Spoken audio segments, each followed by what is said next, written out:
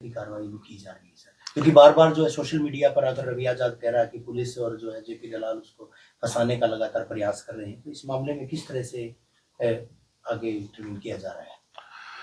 देखिए, ये बहल थाने में जब मुकदमा दर्ज हुआ था तो ये घटना 8 तारीख से स्टार्ट हुई थी, तो 12 तारीख को एफआईआर उसमें रजिस्टर हुई। उससे पहले इसमें एक और चैप्टर था कि पहले जब ये इस गाड़ी की दूसरी गाड़ी के साथ झगड़े की एक एफआईआर दर्ज की गई थी, लेकिन उसमें बाद में कुछ और मोड़ आया। इवेंचुअली जो विक्टिम है उन्होंने आके अपनी एफआईआर दर्ज कराई। उन्होंने एफआईआर में काफ़ी गंभीर आरोप जो किसान नेता उसके खिलाफ लगाए थे।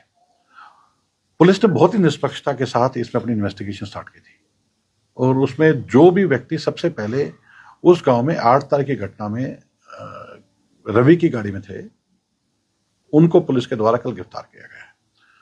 और उनकी गिरफ्तारी और उनकी पूछताछ पे काफी ऐसे अहम तथ्य सामने आए हैं जिससे पता लगता है कि इस घटना के तुरंत बाद इस सारे मामले को दबाने की, इस सारे मामले को एक अलग रूप देने का लगातार प्रयास विभिन्न लोगों के द्वारा किया गया है।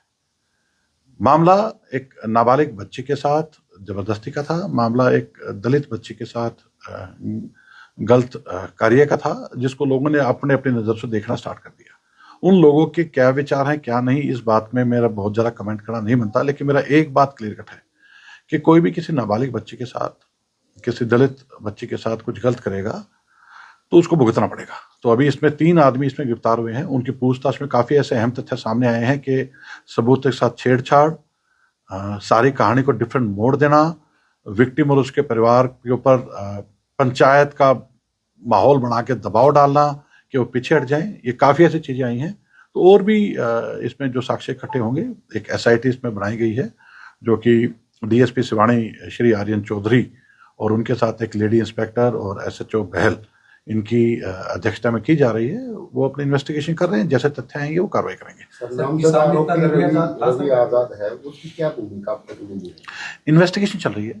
मैं जब तक एसआईटी अपनी रिपोर्ट सबमिट नहीं करती, मैं उस विषय में बहुत ज़्यादा नहीं कहूँगा, लेकिन कुछ एक चीज़ें बहुत ग्लेयरिंग सामने आई हैं कि सारे मामले को दबाने का, एक नया रूप देने का और अलग तरह से बात करने की तरफ मोड़ने पे बहुत लोगों का ध्यान रहा है, जिसमें रवि भी सम्मिलित है। और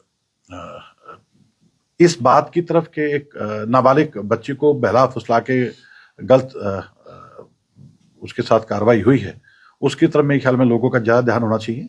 बच्चियां सबके बराबर होती हैं, उसमें आप ये नहीं कह सकते कि ये ऐसा है वो ऐसा है। तो वो एक इन्वेस्टिगेशन चल रही है। Let SIT complete its investigation, और जो भी इसमें किसी तरह की भूमिका अदा करता होगा उसको अकॉर्डिंगली उतनी ही सजा उसको दी जाएगी। पीड़ित परिवार है जो डरा सहना हुआ है, वो कह रहा है कि नामजद आरोपी जो है रवि आजाद है, उसकी अब तक गिरफ्तारी नहीं हुई, 9-10 दिन हो गए। मैं आपको फिर एक बात रिपीट करूंगा, एसआईटी अपनी इन्वेस्टिगेशन कर रही है, उनको इन्वेस्टिगेशन करने दीजिए। ठीक है, बात ये आपकी ठीक है कि इस घटना को 12 तारीख के बाद आज करीब 8-9 दिन हो गए हैं एफआईआर दर्ज होने के बाद, लेकिन एसआईटी बना रही है और एसआईटी बहुत ही गंभीरता के साथ अपनी इन्वेस्टिगेशन कर रही है।